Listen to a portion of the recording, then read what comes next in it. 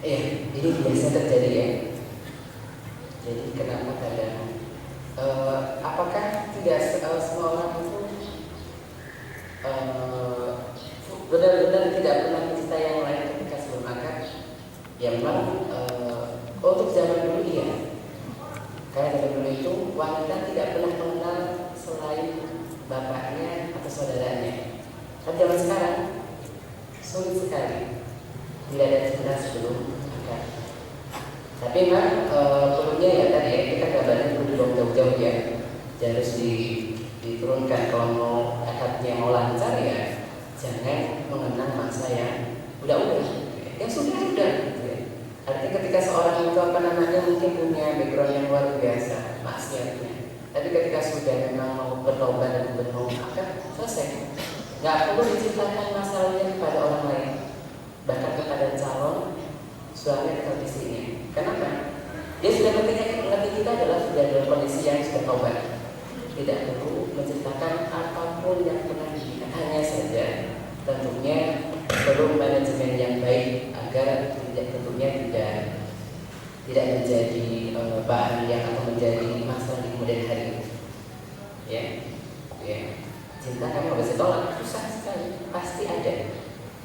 Tetapi memang sebaiknya begini, ada konsep yang kita lihat. Cinta sebelum akad adalah cinta yang semu saja, itu nggak akan ada gitu. Kenapa? Kalau sudah akad baru itu adalah cinta yang abadi. Tapi kalau sebelum akad itu hanya bisa jadi main-main saja atau bisa hanya sekedar kawan nafsu saja. Kemudian, ini yang paling utama ya. Belum tentu yang kita cintai adalah pasangan hidup kita. Tidak semua yang kita cintai adalah pasangan hidup kita. Kita kan kadang-kadang bayangkan ideal ya. Saya bayangkan kalau yang saya jadi pasangan saya adalah yang saya cintai. Tidak tentu juga. Bahkan yang mungkin seumur-umur sekarang mungkin yang pacarannya sampai 5 tahun, 10 tahun, 15 tahun belum tentu juga menjadi pasangannya. Karena memang oleh karena itu ya kalau senang sebatasnya saja. Kemudian ini kalau nanti sudah mau akad, cintai yang melamar kita, yang apa yang kita lamar. Jangan masih mengingat yang lalu. Kenapa? Ini menjadi bahaya. Apalagi misalkan ini maaf sekali ya, ini kalau sudah menikah gitu ya, itu kadang-kadang membandingkan dengan teman lamanya. Ini penyakitnya kalau reunian biasanya ya. Jadi ketemu dengan teman lamanya, terus lebih sukses gitu ya. Coba kalau dulu saya menikah dengan dia, gitu ya. Kan gitu mas. Padahal seharusnya adalah ketika sudah menikah, komitmennya adalah kita bersama mencintai pasangan kita, apapun kondisinya, dan kalaupun bang yang lalu sudah berberikan bahwa nggak usah dia karena nggak usah di mungkin lebih lagi daripada berandai-andai seandainya dia jadi jodohmu. Kalau sudah menikah sudah selesai. Baik. Ya, kadang-kadang kita maksa takdir ya. Kenapa bukan jodoh saya ya? Padahal sudah lama sekali saya sudah kenal dia lama kok ternyata kenapa bukan jodoh saya? Bahkan tadi seorang menyalahkan Allah SWT dengan ketika bukan menjadi jodohnya. Ini berbahaya. Karena bukan lagi berbahasa kepada seorang, tapi sudah bermaksud menentang takdir Allah SWT. Bahkan mungkin dalam doa kita juga sama. Kadang-kadang, ya Allah tolong jadikan dia menjadi milikku. Memang Allah bisa dipaksa. Kalau kamu jodoh sama A sama B, nggak mungkin meskipun cintai sama C, tetap jodohnya adalah B. Jadi nggak bisa memaksakan diri mengatakan saya cinta sama ini kok ternyata seperti itu. Nah biasanya, kenapa ini biasa kalian para pemudi biasanya ya? Ketika dijodohkan sama bapaknya nggak mau, alasannya karena sudah pernah punya masa lalu biasanya sehingga nggak mau gitu ya, maunya sama itu gitu bukan sama dia. Ini maka jadinya seolah menjadi maksa takdir Allah mengatakan, bahkan mungkin dalam doa-doanya mengatakan ya Allah jadikanlah dia jodoh. Padahal belum tentu ketika menjadi jodohnya belum tentu baik. Yang jelas apa yang memberikan kepada kita adalah yang terbaik nanti ya. Baik. Nah, sudah dikasih waktu lagi ya. Pokoknya ada pertanyaan ya. Biasanya tentu tidak objektif dalam menilai calon pasangan, karena masih bayangkan yang kemarin-kemarin. Jadi ketika seseorang itu mencintai silakan saja, tapi yang penting jangan sampai diungkapkan kepada siapapun.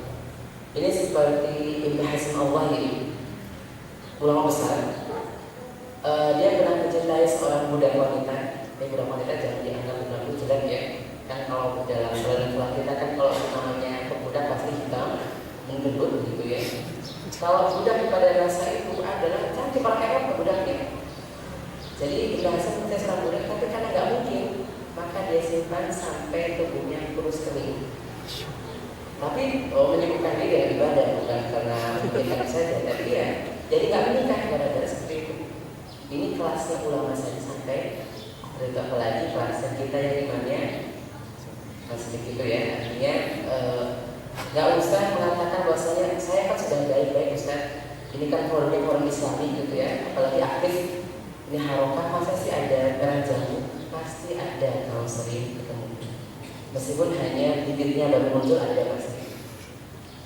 Ya mungkin awalnya kampung, buktinya apa? Biasanya kan kalau sekarang ini orang kan pertama ngefans dulu ya, bukan dengan ini. Apalagi kalau misalkan ini kalau mungkin kalau ada penyanyi namanya Hussein ya, datang ke Indonesia yang paling ramai siapa? Kalau ada Hussein datang ke Indonesia yang paling ramai biasanya siapa? Akhwatnya. Itu ya pokoknya histeris gitu ya. Ini kan satu baik. Nah ketika begitu kemudian bayangkan nanti suami saya kayak Bang Hussein, ya repot ya. Bayangkan satu gitu ya. Kemudian bayangkan itu kan seperti itu. Atau bayangkan seperti apa? Seperti itu. Jadi artinya cenderung tidak realistis. Bahwa kita yang di sini ya otomatis suaminya yang seperti kita gitu ya. Dan apa namanya bukan membayangkan seperti artis A, artis B gitu ya. Ternyata artis sebetulnya isinya juga sama gitu ya. Jadi artinya kalaupun memang pernah mencintai, pernah dan sebagainya, buang jauh-jauh ketika sudah mau berakad. Jadi kalau kita contoh misalnya sudah bergaul sudah baik, tapi ada sisa-sisanya seperti itu, ketika sudah mau maju menikah, buang itu jauh-jauh agar tidak menjadikan jalan ketika pas menerima pinangan siapapun atau memilih siapapun.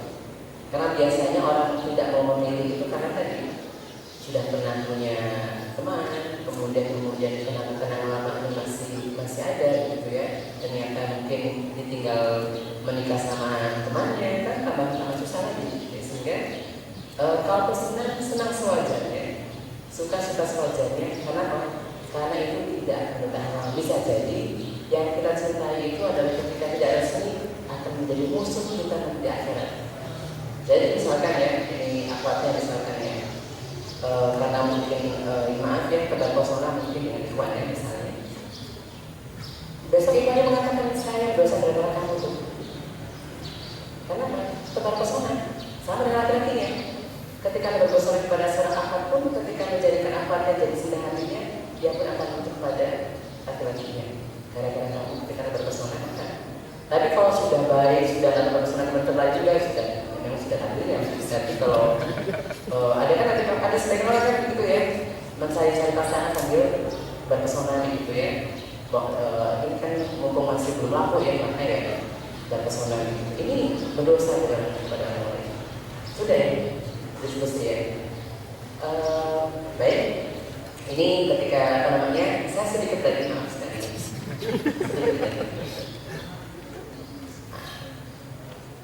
Ya, jadi jomblo bukan berarti nggak laku ya. Jadi memang hanya saja ini bagi perempuan yang punya banyak akhwatnya. Bukan berarti ketika sudah usia 35 kok nggak nikah ya nggak laku kan. Mungkin saja yang akan membelinya adalah orang yang sangat spesial, yang memang harus membeli dengan harga yang sangat mahal. Ya, jadi seperti itu, nggak usah khawatir kalau misalkan apa namanya sudah usia sekian kok belum menikah juga, belum ada jodoh yang tepat misalkan. Asal niatnya baik, tidak ada cinta yang sebelum-sebelumnya, kalau tidak juga mungkin Allah menyimpan jodoh itu adalah di langit yang lebih baik daripada yang ada yang dimana atau yang ada sekarang ini. Jadi jodoh bukan berarti tidak aku.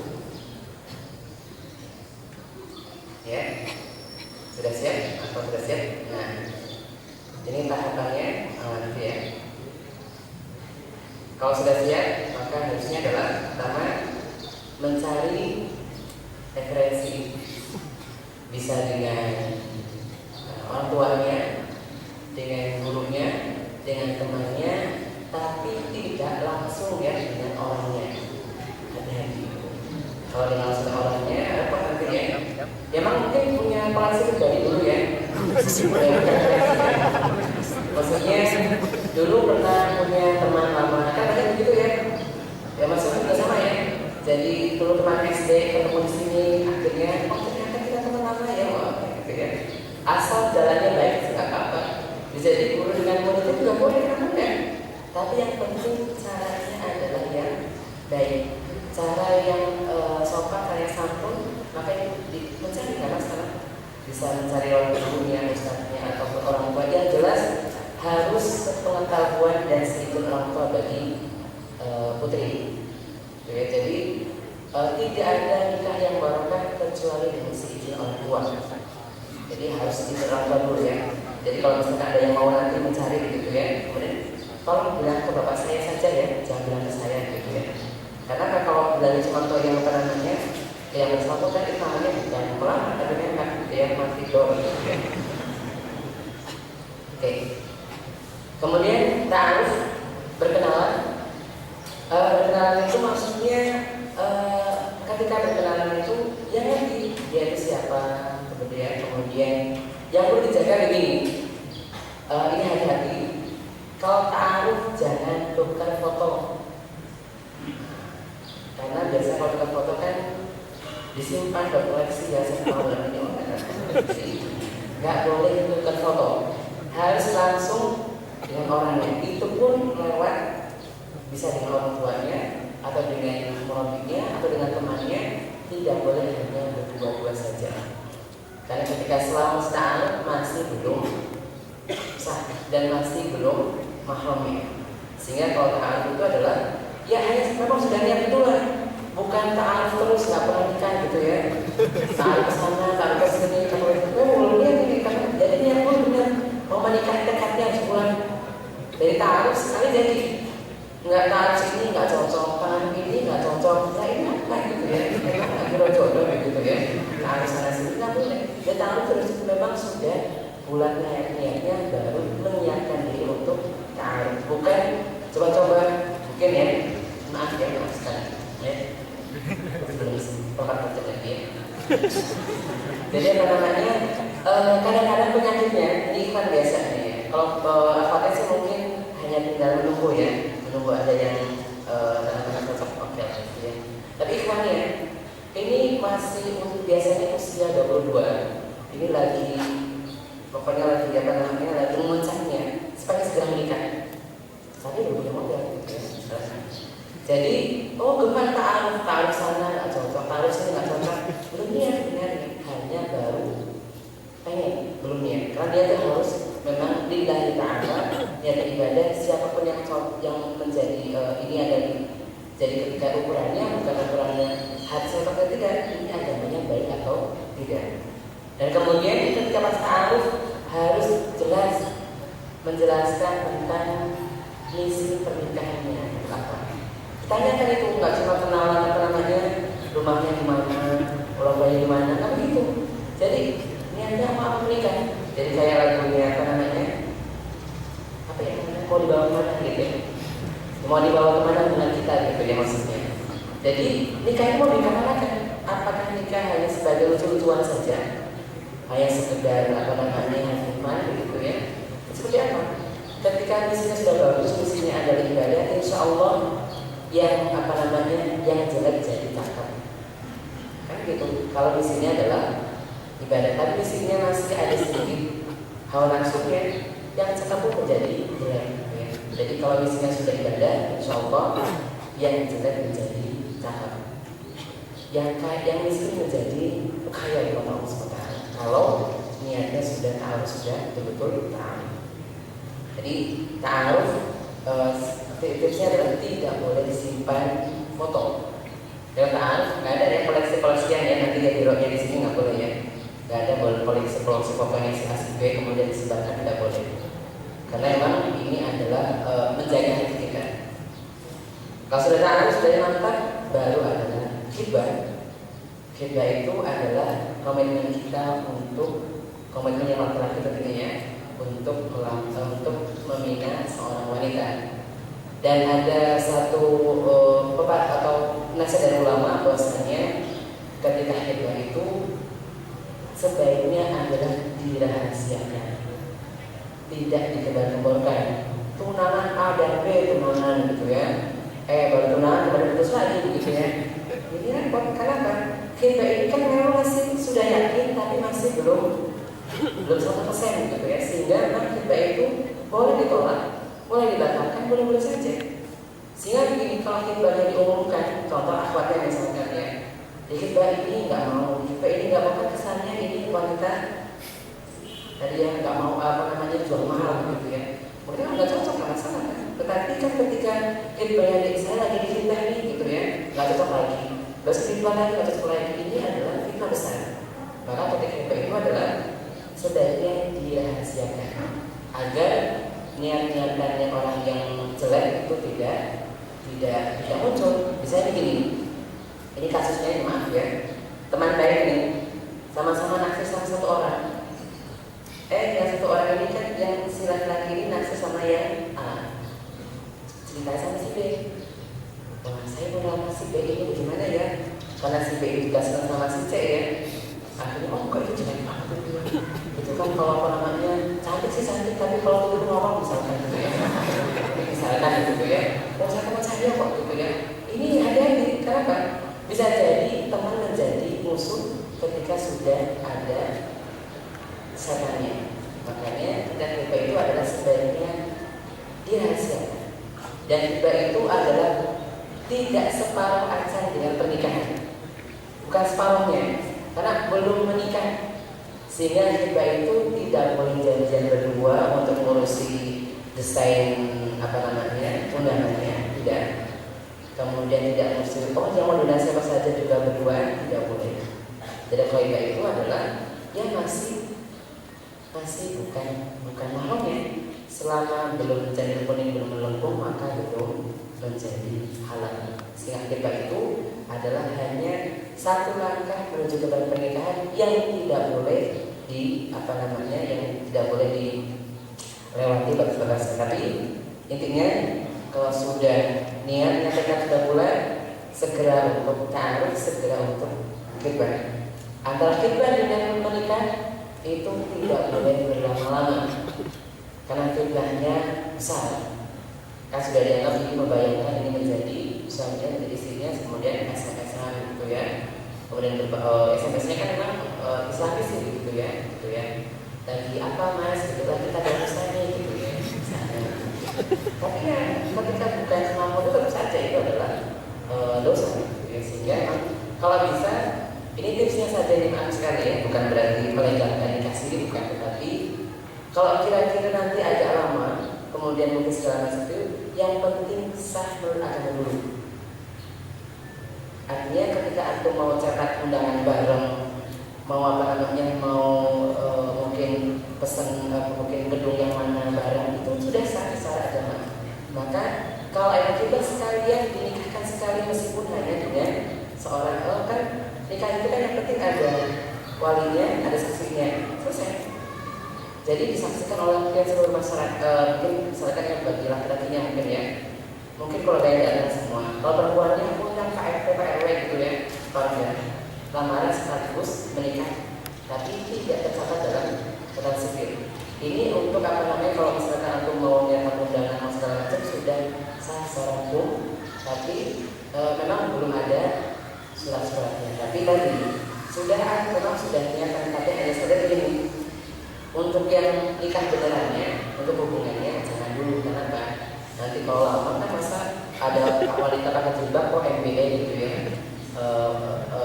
nikah 3 bulan ternyata sudah melahirkan, orang kan dapat lagi gitu. Meskipun kok sudah dikasih dulu, tapi kalau emang lama tengahnya dengan proses jarak panjang dan kemudian butuh komunikasi bersama lebih intensif, maka sebaiknya nikah dari istri dulu, agar secara Allah SWT sudah sah. Tapi harus ada niatan untuk melegalkan, bukan nikah siri tapi 5 tahun nikah siri saja. Ini ya buruk apa namanya niatnya. Baik, cukup ya, sudah ya. Baik, kemudian tentang bagaimana mengatasi kita, yang penting tadi bahwasanya pergaulan dijaga, banyak puasa aktivitas. Kalau sudah pulang dekatnya, dan insya Allah memudahkannya, segera mencari referensi dan ta'aruf, kemudian hibah, dan jangan lama-lama untuk hibah sampai dengan menikahnya, karena ini hibahnya besar ketika hibah sudah selesai tapi akadnya masih lama gitu ya. Demikian dari saya, mudah-mudahan bermanfaat. Wassalamualaikum warahmatullahi wabarakatuh. Waalaikumsalam warahmatullahi wabarakatuh. Demikian pembahasan materi yang disampaikan oleh Ustaz Ibnu Rahim mengenai manajemen hati sebelum waktunya tiba, yang itu melawan hawa nafsu kita dengan puasa untuk menjauhkan dari perbuatan maksiat, kemudian raih prestasi dan banyak aktivitas. Jadilah orang yang soleh dan baru cari yang soleh. Dan karena dari Allah, wanita yang baik adalah untuk laki-laki yang baik. Kemudian jaga pergaulan kita, mulai dari menutup aurat, kemudian menjaga jarak aman kita, kemudian jangan kita salaman terhadap lawan jenis kita yang bukan mahram kita. Kemudian bagi yang sudah siap menikah, tinggal cari referensi untuk cari pasangan, kemudian taruh dan hibah. Mungkin untuk kesempatan kali ini ada bisa diskusi. Panitia satu orang, ya, untuk satu orang penanya dipersilakan. Bisa maju ke depan, Mas. Sini aja, sini.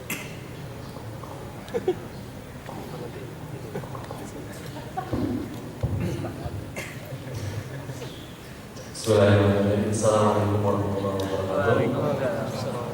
Ya, nama saya Chandra dari Fakultas Ekonomi dan Bisnis Unsur. Begini Ustaz, ada dua pertanyaan. Yang pertama,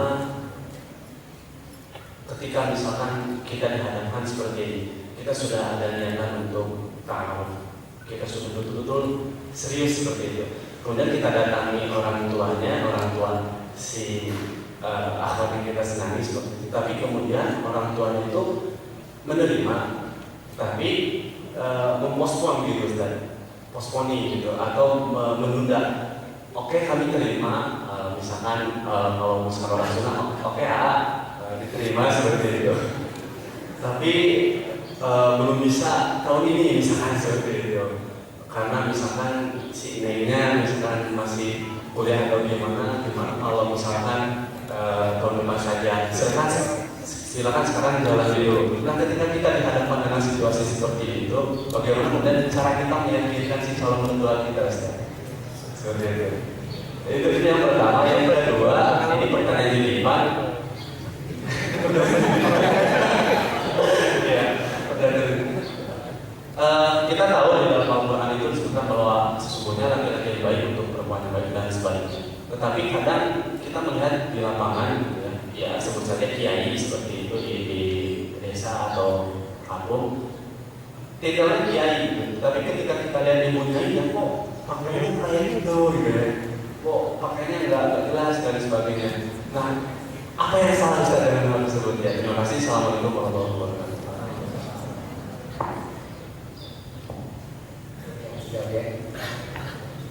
Yang pertama ya, tentang bagaimana meyakinkan calon mertua untuk segera menikahkan. Sebenarnya prosesnya harus dibantu dengan si wanitanya. Iya, kalau ini kan ada permintaan kan otomatis ngomong dulu kepada yang senangnya, saya mau kenalan dengan orang tua ini.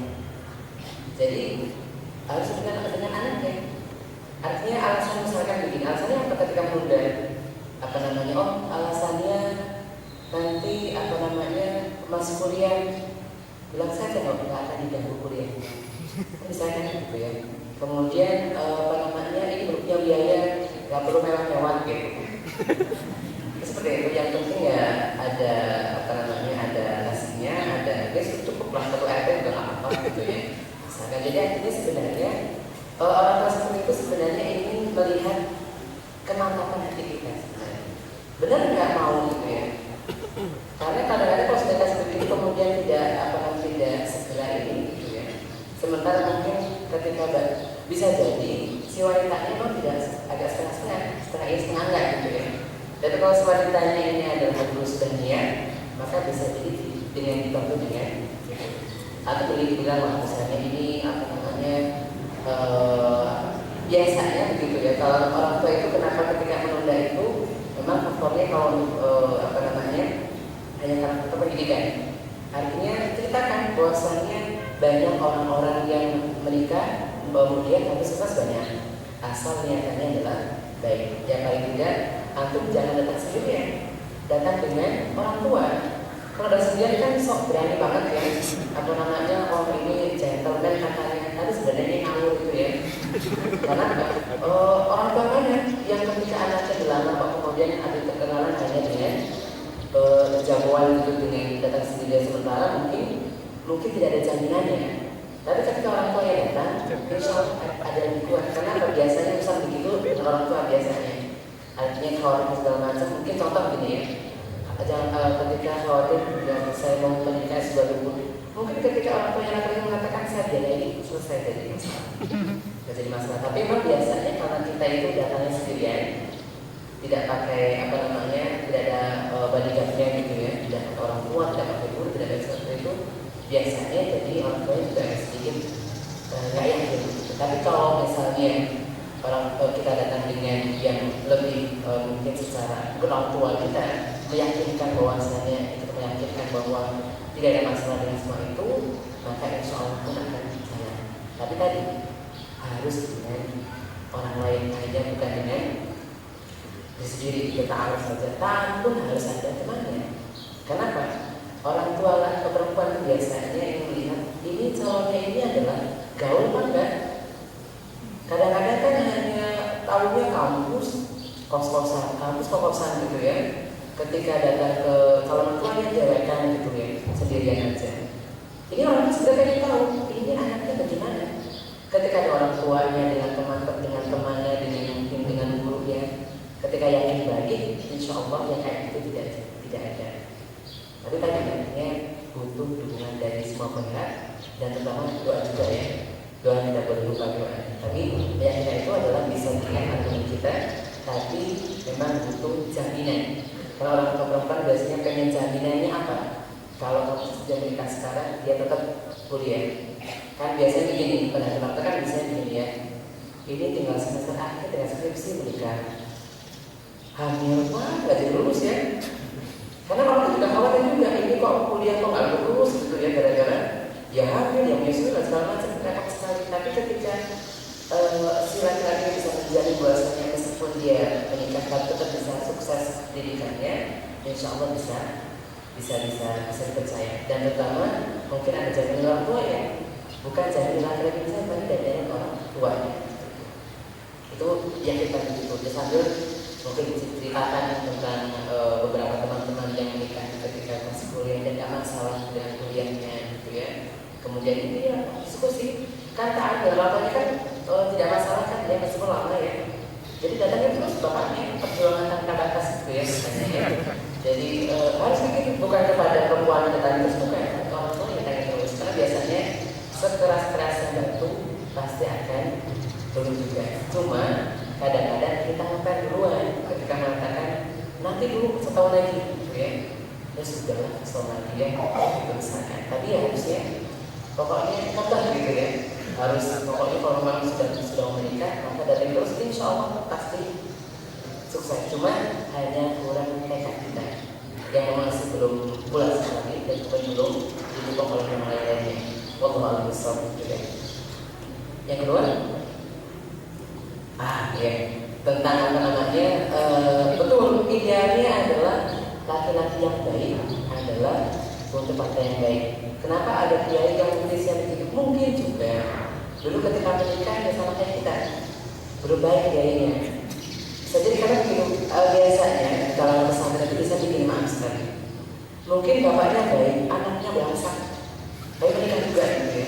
Tapi anak yang berangsek ini, ketika orang tuanya meninggal, otomatis karena posisinya menjadi kiai akan jadi kiai dan baik jadinya. Maka sementara istrinya kan tidak pernah punya tanggung jawab bahwa saat ini saya mungkin istrinya ajengan gitu ya, kalau bahasa Sunda ya ajengan gitu ya. Ya memang nggak seperti itu. Jadi memang dia ketika ada kasus, pasti ada kasusnya ya, 1, 2 pasti ada kasus, tapi biasanya ada misi prosesnya. Ketika ada laki-laki baik atau dapat perempuan yang tidak baik, biasanya ada misi prosesnya. Contohnya begini, ada seorang wanita laki-laki yang soleh katanya menikahi mantan PSK, alasannya biar dia tobat maka dinikahi. Harusnya tobat dulu menikahi, bukan dia tobat dinikahi. Ya kalau iya karena harus ada bertanggung jawab maka dia menikah. Setelah itu selesai masalahnya. Sama dengan misalkan seorang yang mungkin bermaksud kaum dari gitu ya, kemudian sampai hamil duluan, maka memaksa laki-laki untuk menikahi. Sementara dia tidak ada unsur tobatnya. Mungkin laki-laki tobat, istrinya tidak tobat, atau bahkan sebaliknya, perempuan tobat, laki-laki tidak tobat. Maka yang penting adalah biasanya ketika ada kesalahan ini, seperti misalkan ada laki buruk mendapatkan wanita yang baik, ini proses awalnya yang berbeda, yang mungkin bermasalah. Nabi Nuh dengan penanganan istrinya luar biasa. Nabi Nuh itu kan berada luar biasa gitu ya. Nabi Nuh kan manusia yang paling utama, Nabi seperti itu, tetapi istrinya kafir seperti itu. Ya karena dulu ketika Nabi Nuh sebelum menjadi Nabi kan masih sama dengan masyarakat umumnya, maka menikahlah mereka berdua. Kemudian ketika dia sudah Nabi, kan ada yang beriman ada yang tidak, maka sudah berbeda misalnya. Jadi bukan Nabi Nuh misalkan menikah kok dengan perempuan jahat ya, bisa pun aku bukan begitu. Tapi dulu ketika belum menikah, mereka masih sama. Artinya dia belum jelas dakwahnya, sehingga pasti ketika orang baik secara akhlak ini semuanya baik pasti. Tapi ketika sudah akidah maka berbeda jadinya. Jadi seperti itu. Jadi masalah kenapa ada laki-laki baik dapat perempuan atau sebaliknya perempuan buruk tapi dapat laki-laki yang tidak, perempuan yang baik dapat laki-laki yang buruk. Ini biasanya prosesnya yang ada menyimpan. Contohnya untuk dia manfaatnya mungkin ya, mungkin bapaknya ingin menikah dengan yang lebih mampan ya, sehingga yang penting kaya, punya kepribadiannya, mobil pribadi gitu ya, itu akhirnya dinikahkan seperti itu. Tapi sebenarnya perempuannya belum menolak kan seperti itu, tapi ya ini sudah pilihan gitu, sehingga kadang-kadang seperti itu. Hanya saja insya Allah gitu ya, ketika kita usahanya sudah dekat sudah bulan, insya Allah ketika kita sudah soleh pasti mendapatkan yang soleha. Ketika jalannya lurus, tapi kalau jalannya kadang-kadang ada dikit, ada yang sedikit gitu ya, mungkin biasanya ada di situ. Wallahu a'lam. Ya, cukup ya. Baik, coba saja pertanyaannya ya. Baik, demikian. Mudah-mudahan bermanfaat gitu ya.